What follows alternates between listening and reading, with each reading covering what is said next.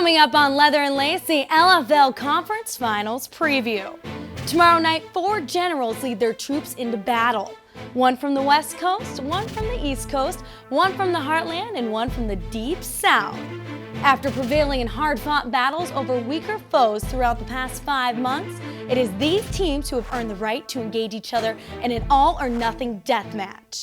To the winners go the spoils of victory, trip to Las Vegas, and a chance to achieve glory in Lingerie Bowl 8. And to the losers go feelings of regret, disappointment, and ultimate surrender. Because this isn't just about football, it's a battle for survival. The Leather and Lace LFL Conference Preview starts right now. Let's go. This is the place and the time to decide in your mind if you got what it takes for the shine. Go! Don't be wasting the time. Go! Get erased from the line. Go! Lights and the cameras are flashing, fans on their feet and it's time for some action. Thunder and lightning, they fighting and clashing. High speed chase, race and keep smashing. LFL, this is Friday Night Football. The 2010 LFL season kicked off in September with 10 teams all vying for the same championship trophy. Throughout the past 19 weeks, we've been treated to some great game-winning drives and defensive stands, amazing catches and runs, violent hits and punishing blows, and players who were willing to fight tooth and nail for every last yard to win at all cost. Here's a look at the greatest plays of the 2010 Lingerie Football League season.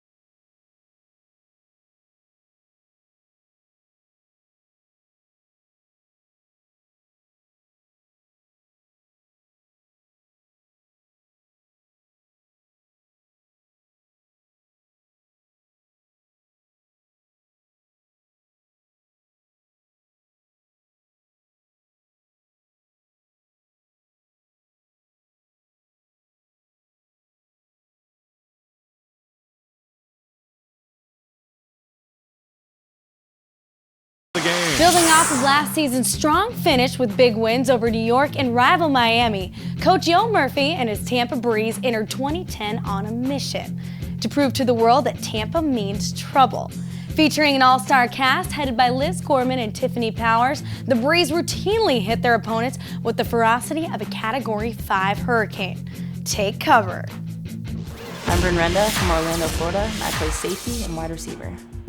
This year, so far, it's been a really good experience. I'm a rookie, so I'm kind of coming in, learning the ropes. Bryn Renda, touchdown! I've been an athlete my whole life, so it's easy to jump into it, but we have a really good team. We all really meshed well, great chemistry, which is an important part of playing together on the field and how you do is overall success. She'll fade back here, got some pressure, steps up. She just lobs this one into the end zone, and it's intercepted. Bryn Renda's got it. Oh, man. Renda across the 10, 15, 20, out near midfield. LFL is a little bit different. When you actually get out, you get in the tunnel and you get ready, you see everyone's out there, you kind of get butterflies in your stomach, but good butterflies, you know, like you're ready to play. And I think it's gonna be that times 10 for the Lingerie Bowl, you know, because it's just gonna be, everything's gonna be amplified. I'm Elizabeth Gorman. I'm from Tampa. I play for the Tampa Breeze. I'm a safety, and I got Defensive Player of the Year last year. My experience for playing with Tampa Breeze has just been excitement, honestly. We never know what's going to happen in the games. We never know what's going to happen, especially now that's on MTV2. You always have a crazy fan jumping in the stands or coming down. But really, we've worked hard, and it's paid off. Dixon coming around the right side. Look at this. Liz Gorman drives Dixon into the wall. The way we go into a game is that we're confident. We're not cocky because we respect our opponents, and we know that they're very talented, but we're prepared for the game. So we definitely think that we have an upper hand mentally. Oh, hello! Look at the hit. Hello, Liz Gorman. Let's listen in.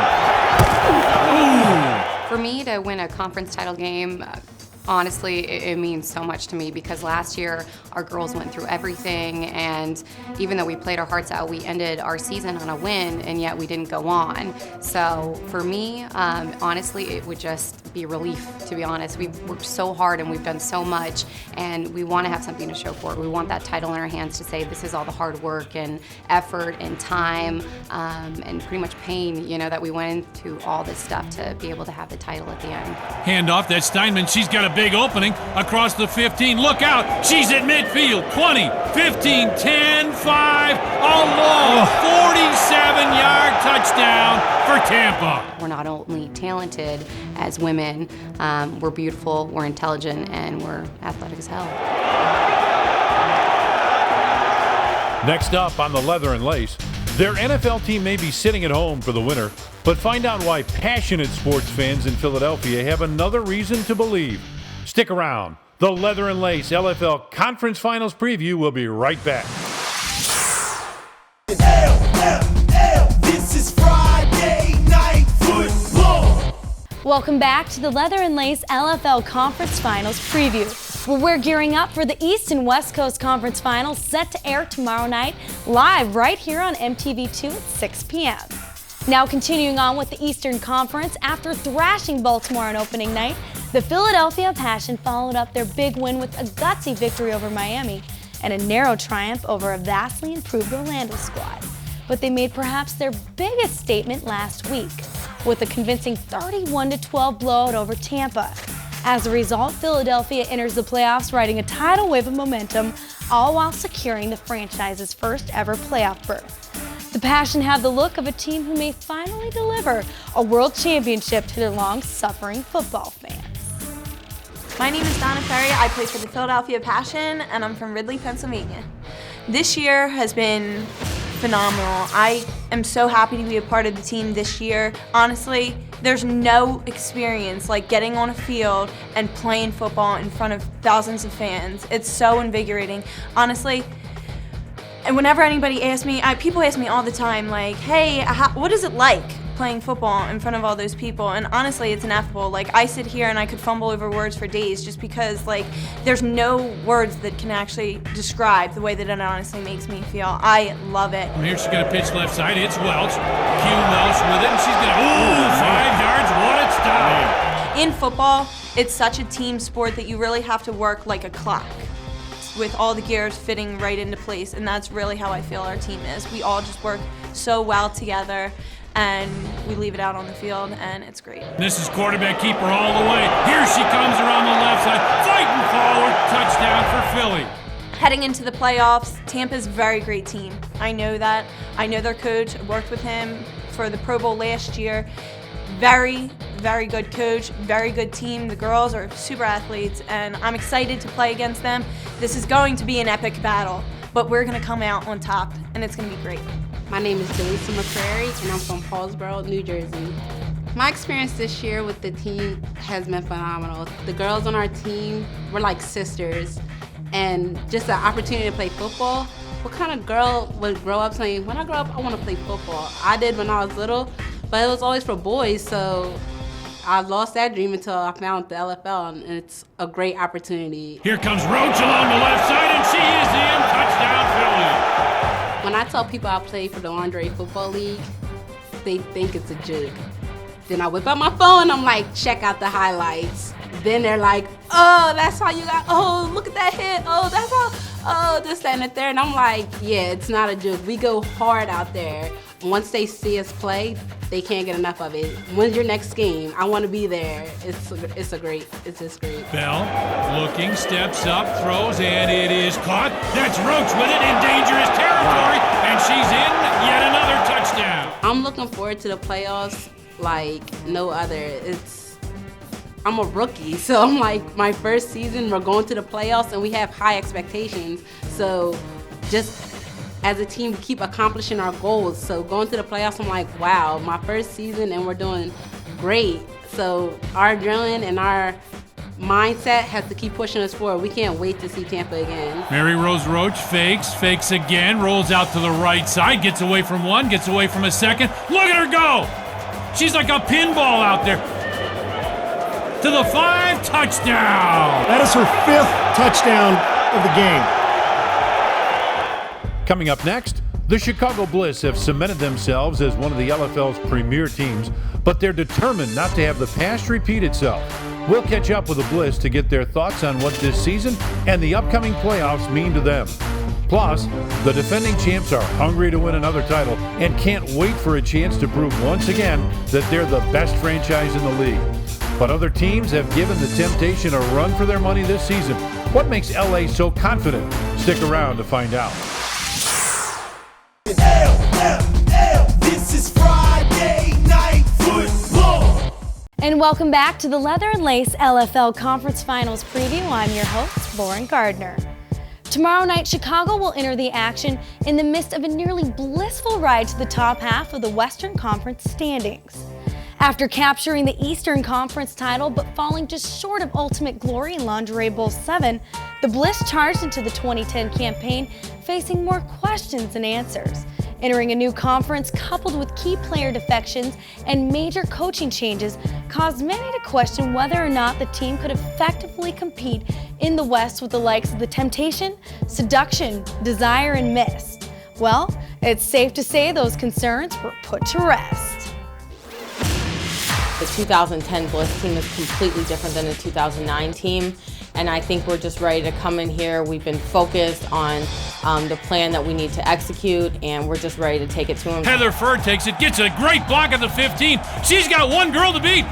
Terrific move. Touchdown, Heather Furr. What a great return. We strive for excellence, we strive for best, and we don't think that we're there yet. We have extremely high expectations, and so do our coaches for us. So we take every game very seriously, and we're looking to get better. Here comes Stacy Jarrett around the left side. She's going to waltz in. Touchdown. The difference between this year's locker room and last year's locker room, all of the girls get along, the team chemistry is better. It's more like a family this year as opposed to everyone, the team being split up. Throws into the middle of the pile. That's Deborah Poles. Poles her on the left side to the 5. Dives forward. Touchdown. As far as looking at Salerno, I think she's one of the more talented players in the league. She's definitely a good quarterback. You know, she's someone I can call an athlete in this league, but I don't think there should be any problem going against her. Here's Heather Furr, and she's in for the touchdown. Right up the middle, Heather Furr has had a terrific game tonight. As far as any of their members, I'm looking forward to playing defense. I'm looking forward to shutting it down at corner. So just do my job. Looking long, airing it out, and it is picked off. Shannon Renee's there again. Here she comes across midfield. A great return. You take it one game at a time, one win at a time, and hopefully in the end that's where you are, standing in Vegas. LFL Commissioner and CEO Mitchell Mortaza has grown what started as a novel idea into a full-fledged women's professional football league. We recently caught up with the Lingerie Bowl architect in Tampa to find out his thoughts on the league as well as discuss the upcoming playoffs. Yeah, the Lingerie Football League for football fans, it's an extension of the hugely popular Super Bowl halftime show, the Lingerie Bowl. We premiered it in 2009. We wanted to build some kind of a lead up to the big broadcast. You know, the Super Bowl wouldn't be the Super Bowl if there wasn't an NFL season. So we decided to put teams in big NFL type markets and have some build up to the big game, and it's worked out for us. These girls are playing incredibly passionately. They're intense. Their understanding of the game is unlike what anybody would have thought they could have done in less than a year. So we're very happy with the product on the field. The Lingerie Bowl is obviously going to feature two of the best teams in the LFL. If it's LA, if it's Chicago, if it's Philly or Tampa, they're going to get everything you get in an NFL game in a Super Bowl. You know, end-around reverses, 40-yard bombs, clothesline tackles. The house is going to be rocking at the Thomas and Mack Arena in Vegas. 20,000 people and plus in attendance, another probably 65 million viewers around the world. It's going to be another great entertaining halftime show. Coming up, the defending Lingerie Bowl champions are gearing up to raise the trophy again. We'll go one-on-one with the LA Temptation to see what makes them the perennial favorite. And later, the fallout after the fight that ended the Miami Caliente season. There are suspensions, fines, and a coach looking for a job. Stick around. The Leather and Lace LFL Conference Finals preview will be right back. This is Friday Night Football. Welcome back to the Leather and Lace LFL Conference Finals preview, where we're getting you up to speed on the 2010 lingerie football season. Just in time for the conference finals that air live tomorrow night right here on MTV2 at 6 p.m. So far, we've taken a look at the storied seasons of Tampa, Philadelphia, and Chicago. But now it's time to turn our sights to the most all-round dominant team of the league. On the biggest stage, LA seems to shine the brightest. Led by the intimidating linebacking duo of Monique the Axe Gaxiola and rookie sensation Kayla Teener, the undefeated Temptation have the reputation of stifling opposing offenses. Add that to the mad passing skills of Ashley Salerno and the big playability of Sephora Chase, and LA is well positioned for another title run. You see, to LA it isn't enough to be recognized as one of the best teams in the league. It's championship or bust. There are no feel-good stories short of an LFL title. Greed is good, and greed is freed. I'm really excited to go against Chicago, ranked #1 in our league. I'm going to approach it just like any other game. Play hard so we can come out with a win and, put them behind us. Here's Sephora, makes a nice mover on the left side, and then she just bulls her way into the end zone. Touchdown, LA. We had a great group of girls with the championship team that we played in Miami 2010 Lingerie Bowl. But this year we have a great group of athletes that know the game a lot more. Looks down deep, and it is caught. Touchdown. We're not the same team. We're a completely different team. We're a better team. We're a stronger team. We still have the same coaches, which is great. We have a big advantage with that, obviously. The league never gives us any respect. They didn't give us respect last year. We're a 4th-ranked team going into the playoffs. We had to win by 37.